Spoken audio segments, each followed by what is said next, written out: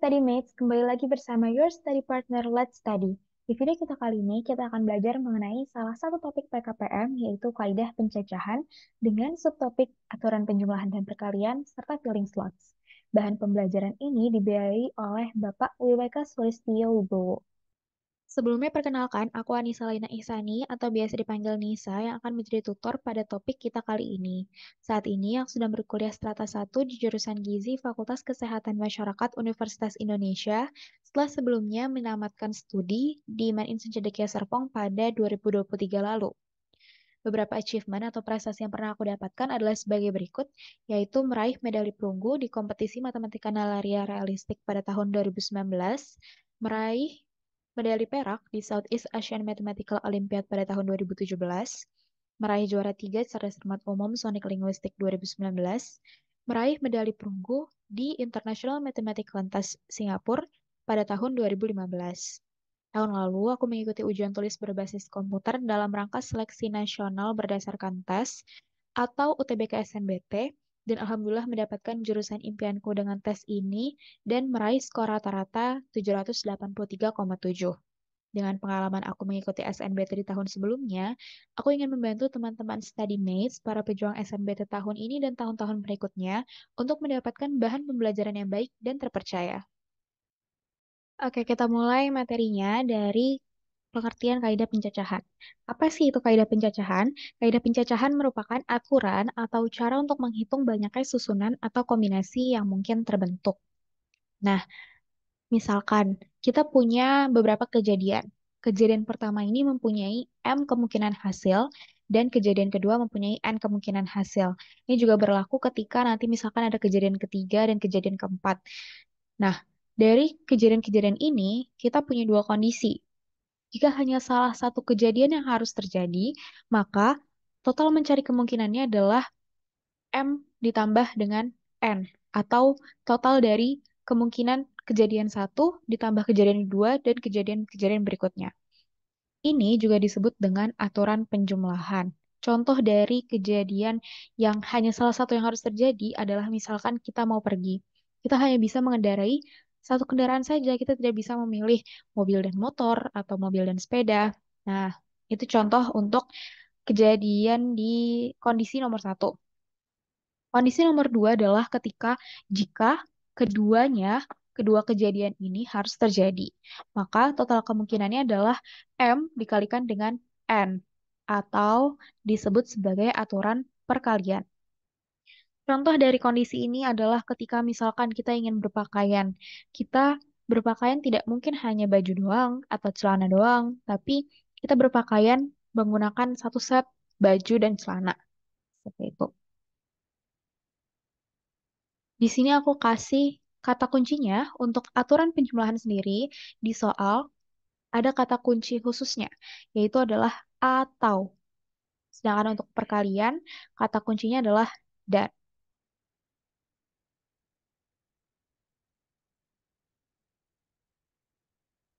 Nah, di sini aku punya contoh soal. Soal pertama yaitu Ayaya memiliki dua aktivitas pilihan untuk kegiatan sore, yaitu menonton film dan membaca buku.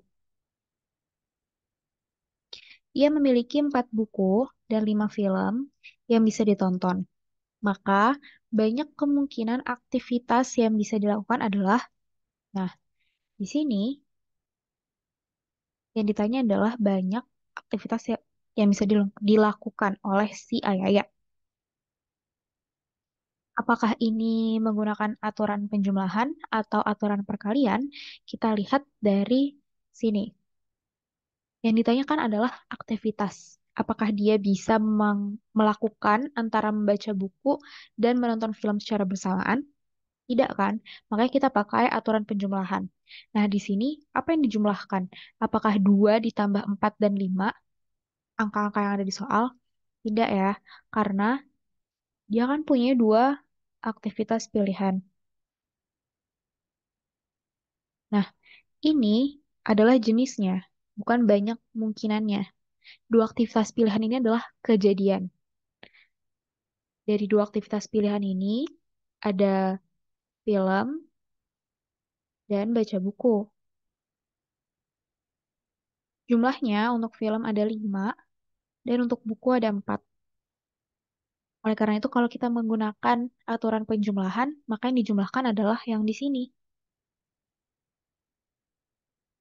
Jadi total atau banyak kemungkinan aktivitasnya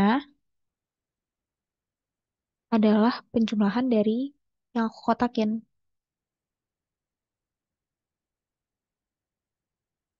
Atau 5 ditambah dengan 4 sama dengan 9 kemungkinan.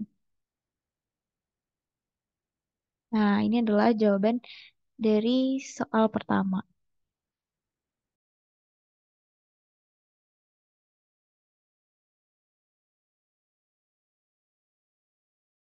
Kita lanjut ke contoh soal kedua. Di sini Alam ingin memilih outfit untuk pergi ke kampus. Nah, di lemari kosnya terdapat 3 kemeja dan 3 celana bahan. Berapa banyak kemungkinan outfit yang bisa dipakai Alam untuk pergi ke kampus? Berarti ditanya kemungkinan outfit. Ini udah aku sebut juga ya di materi. Kalau misalkan ditanyakan outfit, biasanya dia adalah hampir pasti aturan perkalian. Karena dia harus memilih kemeja dan dia juga harus memilih bahan. Oleh karena itu, kita menggunakan aturan perkalian di soal ini. Aturan perkaliannya sendiri, karena dia punyanya 3 kemeja dan 3 celana bahan dan 3 celana. Berarti banyak kemungkinan outfitnya kalau menggunakan aturan perkalian adalah 3 dikalikan dengan 3, yaitu 9 outfit. Nah, ini jawabannya. Tapi aku juga punya cara lain untuk soal ini. Misalkan kalian tiba-tiba lupa, aduh, aturan perkalian, eh, atau cara menjawab soalnya bagaimana. Aku punya cara lain. Aku hapus dulu. Cara lainnya adalah dengan menggunakan diagram pohon. Misalkan tadi kita punya 3 kemeja ya. Berarti di sini aku tulis kemeja satu. Oh, atau biar lebih singkat, aku tulisnya K1. Kita punya K2, kita punya K3. Nah, kemeja satu ini dia bisa dipasangkan dengan ketiga celana bahan yang Alam punya kan. Maka dari itu, dia bisa dipasangkan dengan celana satu, celana dua, dan celana tiga. Begitu pula dengan kemeja dua. Kemeja dua juga bisa untuk celana satu, celana dua, dan celana tiga. Berlaku juga untuk kemeja yang ketiga. Celana satu, dua, dan tiga. Totalnya berapa kemungkinan outfitnya? Ini cabang terakhirnya dihitung. Totalnya adalah 9 outfit. Sama ya, kayak aturan perkalian tadi. Kalau yang ini juga masih lupa atau masih bingung, ada lagi cara ketiga. Hapus dulu. Cara ketiga ini pakai tabel. Nah, ini tadi kita punya yang pertama kejadian pertama itu berarti jumlah kemejanya ya. Nah, di sini kita masukin ke tabelnya yang mendatar untuk pilihan kemejanya. Itu kita punya kemeja satu, kemeja dua, dan kemeja tiga.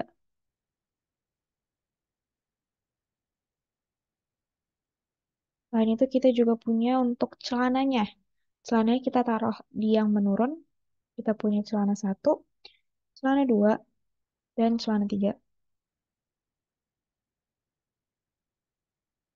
Nah, dari sini kita kalikan antara yang menurun dan mendatar. Di sini kita punya C1K1 C1 K2, C1 K3,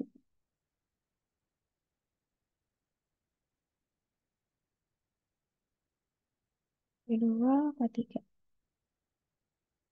Lanjut sampai yang bawah.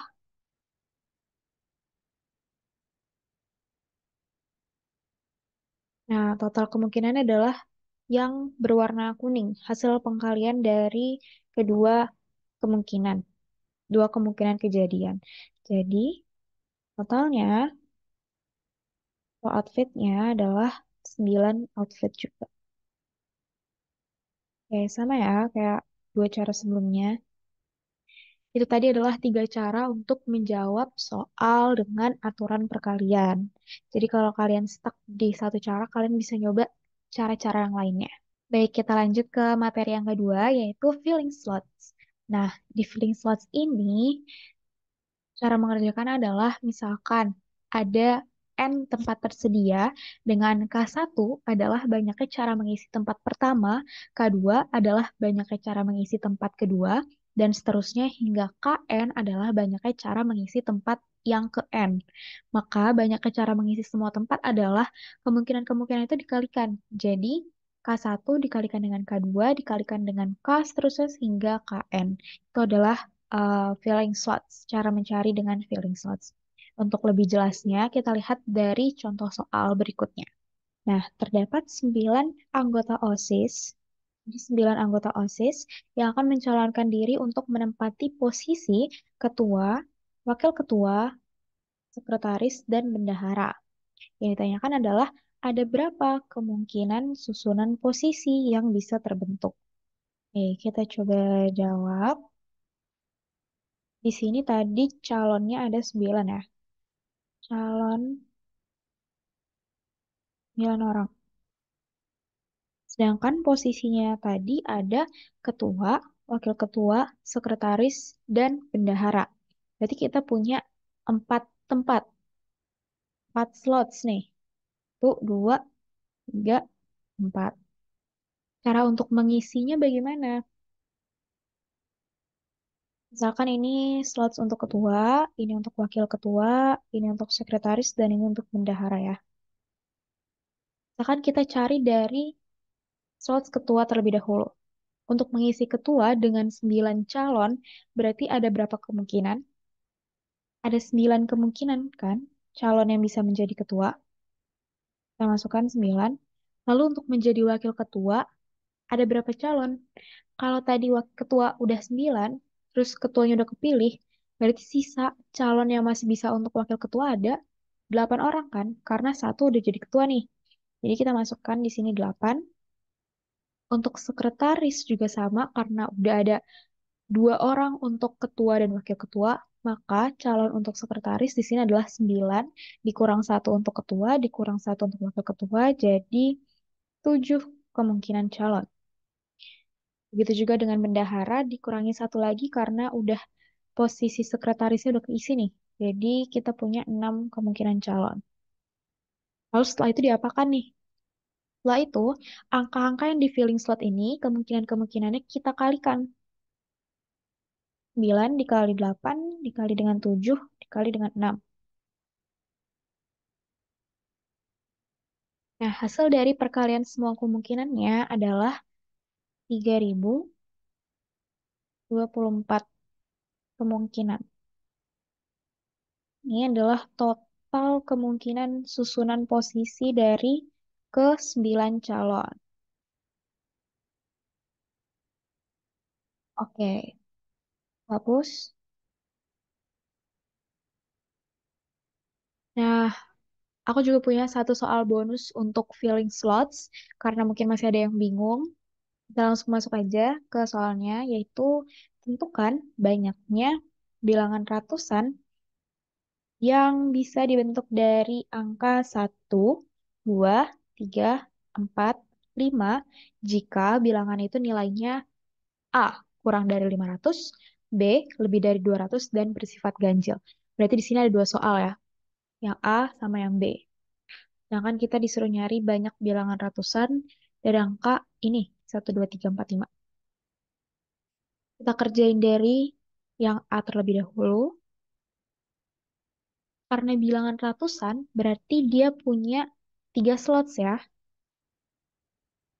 Di sini untuk ratusan, ini puluhan, ini satuan.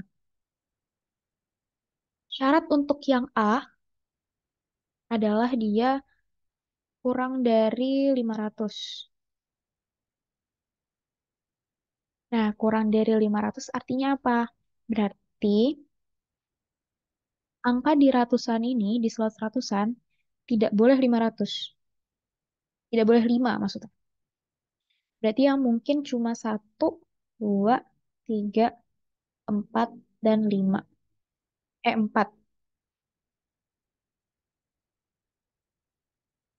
Ya, tinggal si 4. Jadi 4 kemungkinan nih. Nah, di soal ini tidak ada keterangan dia tidak boleh berulang. Jadi, kita bisa menganggapnya dengan, oh berarti angka-angka ini boleh dipakai secara berulang nih. 1, 2, 3, 4, 5. Maksudnya apa? Misalkan kita udah pakai di sini 4. Kita boleh pakai di sini 4, kita boleh pakai di sini 4 juga. Berarti kemungkinan untuk puluhannya ada 5 kemungkinan ya. Karena 1, 2, 3, 4, dan 5 itu ada 5 bilangan. Jadi kita masukkan kemungkinannya 5 untuk si puluhan. Dan untuk satuannya juga sama. Kita punya 5 kemungkinan. Totalnya berarti dari ketiganya adalah 100 kemungkinan.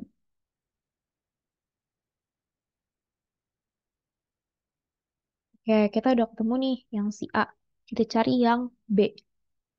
Tadi B itu syaratnya adalah lebih dari 200 dan ganjil. Sama kayak yang A, karena soalnya mintanya ratusan juga, kita punya 3 slot. Ini untuk ratusan, puluhan, dan satuan. Karena dia lebih dari 200, berarti kita untuk ratusannya kita nggak bisa pakai satu. Dan kita nggak bisa pakai dua. Kita bisa pakai dua. Karena lebih dari 200 dia nggak mungkin 213 saja, 211 saja udah lebih dari 200. Jadi kita boleh pakai dua. Tapi kita nggak boleh pakai satu. Karena kalau pakai satu jadinya 100. Oke, di sini berarti untuk ratusannya kita punya 2, 3, 4, dan 5 yang bisa ngisi, yaitu 4 bilangan. Untuk satuannya, karena dia ganjil mintanya, berarti satuannya harus bilangan ganjil juga. 1, 3, dan 5. Ada 3 bilangan ya. Nah, untuk puluhannya dia nggak ada keterangan nih harus bagaimana. Jadi kita masukkan semua kemungkinannya, yaitu 5 bilangan. 1, 2, 3, 4, dan 5. Ini dikalikan semua. Jadi kita punya 60 kemungkinan untuk B. Kemungkinan. Nah, di A kita punya 100 kemungkinan, dan di B kita punya 60 kemungkinan. Oke, selesai untuk latihan soal di video kali ini. Oke, sekian video pembelajaran kali ini. Terima kasih atas perhatiannya. Kami ucapkan terima kasih juga kepada Bapak WWK Sulistyo Wibowo yang telah membiayai produksi bahan pembelajaran materi ini.